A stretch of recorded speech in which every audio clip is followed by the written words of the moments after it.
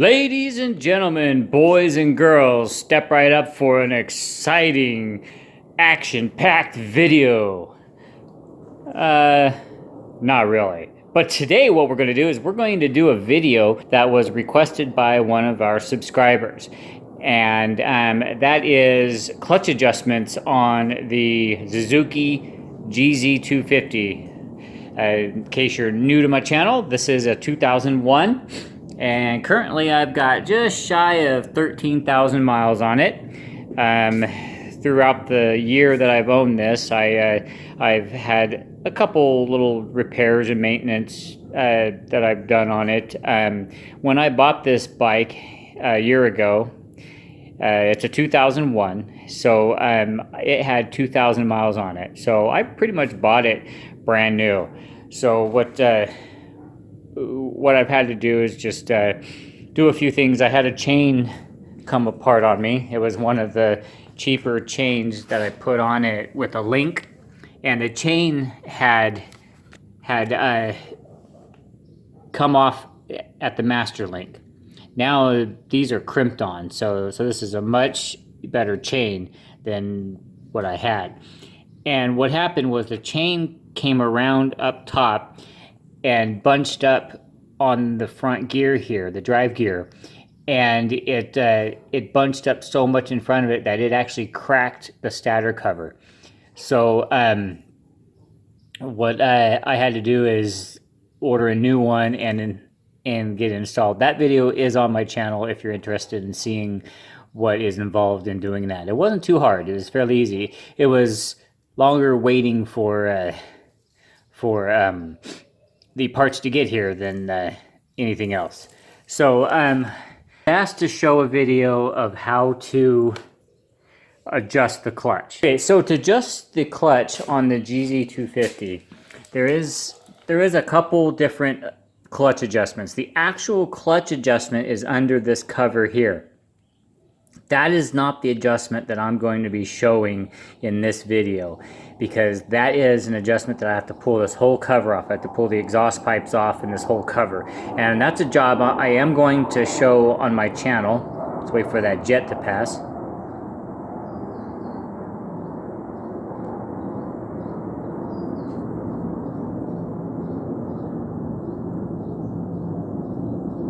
Okay, so I am going to be changing the clutch really soon. Although it's only got 13,000 miles on it, I think the clutch dried out, and when it started being rode again, it really wore it out. And that's because this bike sat for, 16, 17 years and really didn't get rode very much. So I think the clutch is dried out, and starting it up and running it, I think it really wore him out quick, because I'm getting a lot of slippage, especially when I'm trying to get on it and I'm shifting fast. Every once in a while my RPMs will skyrocket, and that is because the clutch is slipping. So in another one of my videos, I had actually taken the clutches out, and I had measured them, and they are on the low side of the scale. So these will definitely get replaced, and that is coming up pretty soon. Okay, so something else that I noticed is this little spring here. This is for the rear brakes, and what happens is when you push on the foot brake right here, that cable moves and it pulls on the spring, and here is the rear brake light switch. So when you push the foot brake, it pulls that switch, and it is what turns on the brake light. This is broken, so I've known about this. So what I've actually had to do is every time I brake, I need to make sure that my handbrake is engaging too, so that the brake light actually comes on. I don't like doing that way, because sometimes I'll just use the foot brake just to slow down a little bit. But that I will be fixing too. I'm going to try to get this fixed in this video as well. What else is going to happen in this video? My turn signal indicator light bulb is bad, so we're going to change that out. That's an easy fix. What else, guys? Okay, this tail light, because these are working as tail lights, it's in addition to the stock tail light right here. And these tail lights light up when the key is on. Let me get my key here.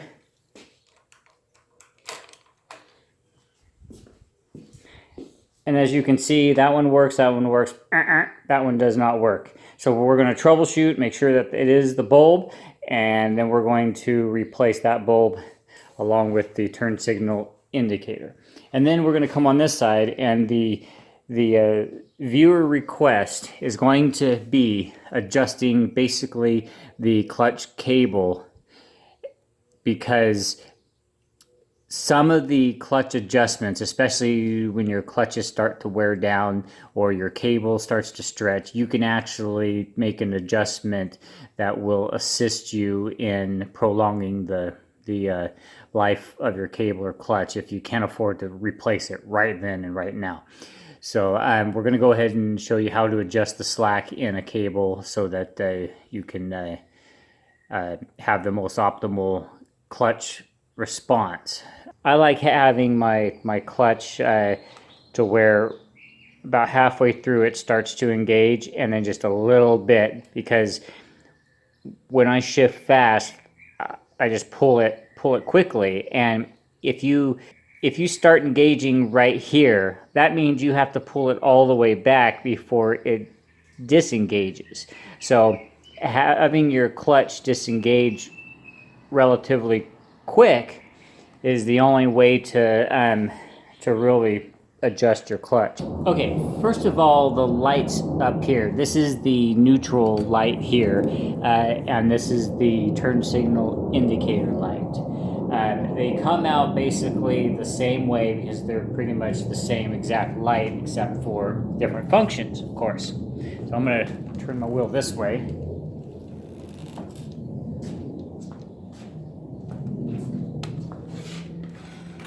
What I'm working on is this little cap here, and what you have to do is you have to put something in between the little rubber piece and the lens, and you can just carefully pop it off, but don't let it drop on the ground like I did, because you don't want this to break, because I'm sure if you get one from the factory, you're probably going to pay $600 for this little piece. I'm just kidding, but factory parts, OEM parts for these and the Kawasaki's are very expensive. But anyway, on we go. These bulbs come out pretty darn easy. Whoop. This here will pop back in inside the boot. But all right, so that's how to get that out. But when you're working this off, make sure you hold on to this. You don't want this falling and cracking. All right, guys, so when you go to take this bulb out, you're going to need some long needle nose pliers, because that bulb is deep in there, and you just got to kind of work it out. Like with all light bulbs, there's a plug in there. There we go. Got it. So you just basically have to work it out, because it's one of these. And let me see if my bad eyesight can read it. No, I cannot read it. But it is definitely bad. I can see that there's the filament in there that is broken.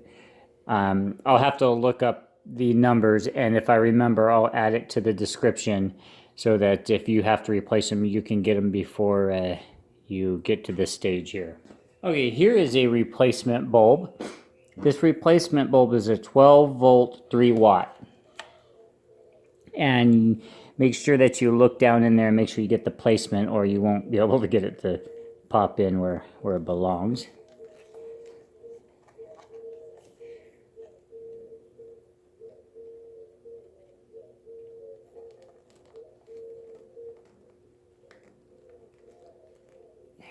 Okay, so now let's turn our key on and turn on our turn signal. See that? There you go. Beautiful. That is on and it is working. So if you get a bulb that size in a 12 volt 13, then you should be okay. Oh, and let me show you that in. All right, guys, since now that we've got the light bulb replaced and it's working, we need to replace this piece here. And since we brought this rubber boot on the inside, or on the outside, I should say, of this plate here, then this just slips back in just like that. And for the neutral light, same exact process. And then, just for kicks and giggles,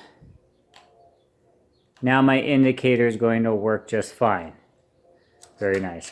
Okay guys, now we move on. This one here is the one that does not work. This is very simple. It actually takes the same exact bulb as the turn signal indicator. Okay guys, if you saw a disruption in the video, that's because I had to go get some bulbs. I'm replacing both sides so that I can just get fresh bulbs in there. Alright guys, I don't know if you can see this, but I paid $6 for that set of bulbs. And what they are is the number on them is a 158. Okay, these are 14 volt 3.4 watts. Now 14 volt, the other one says 12, but keep in mind, when these bikes are running and your car as well, they are putting out 14 volts approximately to the battery. So when the charging system brings up to 14 volts, you need a 14 volt bulb in order for you not to blow it.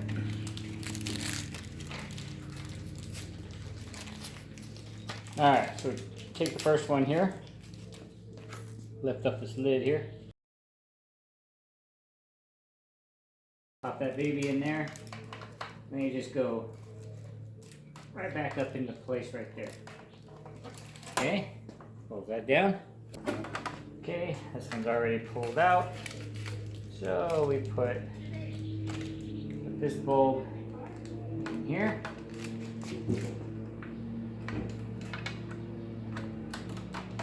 And we pop it into place right there. Okay, so now, if everything goes right, once I turn on my key, these lights will light up like brand new bulbs. Ta-da! There you go, guys. Bulbs are fixed. Now all of the lighting equipment on my Suzuki is now functioning. So now we'll just shut this back off. And now we're going to move on to adjusting the clutch. Here is the clutch arm right here. Okay, here's of course your clutch cable, and here's the where it attaches. Okay, sometimes when your clutch cable starts to stretch, getting ready to break, and if you notice that your clutch cable is stretching, replace it as soon as possible. But definitely you can make an adjustment to assist in getting home or getting to the next place, so you can replace it. And if you need to adjust it to get a few more miles out of it, you can as well. But be prepared, man. They do snap and they will leave you stranded. Okay, guys, there's a few ways that you can adjust this, okay? And the most common way is this right here, okay? You loosen up this here, this one here, and then you start tightening up this one here, and it will pull this cable outward and to take up slack. First, you want to release this, because this is what crimps it together. Oh man, that's not it either. I must be getting old, because that'll look like a 10. But anyway, once you break it loose like this, okay, and as you can see, I have no play back here, so this is fully forward here. But if I was going to adjust this clutch, now I could start by bringing in this here and rotating this back screw, and I will start bringing this back. But as you can see, my rod here has no forward play at all, so it's all the way against it.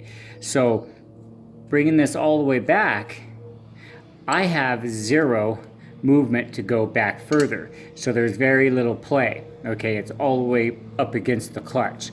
Okay, and one thing I've been wanting to do is make a slight adjustment, and what I'm going to do is pull this pinch screw out of here so I can remove this and back that off just a hair.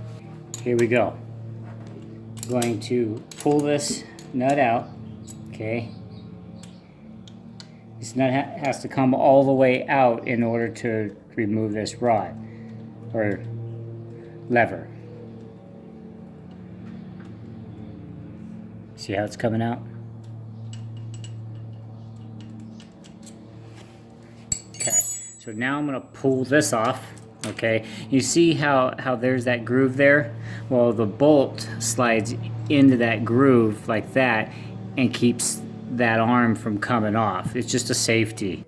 Alright guys, now to properly put this on, you want to turn this piece here as far counterclockwise as possible, because then the rod that presses up against the clutch will be fully engaged onto the clutch.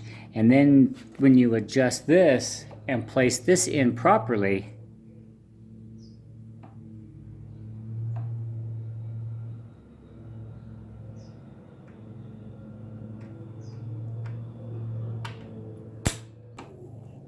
like that. Okay? Okay, so now I can tighten up this here.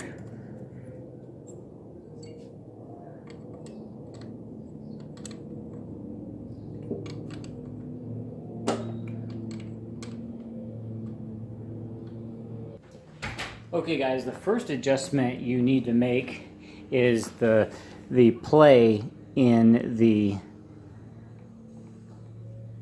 clutch handle here. And what you want is you want about a nickel's worth of play in there. And if you stick a nickel in there without having to really compress the handle, then you're pretty much adjusted correctly. And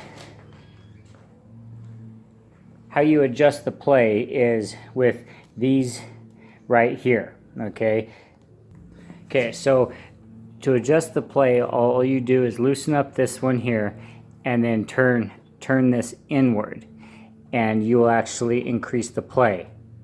You see how that increased right there? Okay, and you twist it out to decrease the play, and you can see that, right? So when you have about a nickel's worth of play in there, which I am pretty much right there, then you just tighten this back up, and while you're holding this piece so it doesn't move, you have to tighten this ring. And the best way to do it is just put a flathead screwdriver in this groove and just give it a good twist. Now you have the proper play for your clutch handle here. And just to show you again, nickel fits in there. It just touches both sides of the walls. That is proper play, and that's how you adjust the clutch handle here. Okay, that's not necessarily a clutch adjustment, but this is part of it. If any of you have any other ways of doing it, feel free to share, because you know, as with a lot of things, there's more than one way to skin a cat. Alright guys, I hope that helps you out when you're doing these things on your GZ250. I I know that some of these things are similar on other models of this type, so it may cross-reference over. But that's all I have for you today. Later on, I will go over the interior adjustment on the clutches. There's just a small little adjustment that you do when you first install a new clutch. But I'll go over that eventually. But anyway, guys, thanks for watching Cobra Vids. We'll see you on the next one.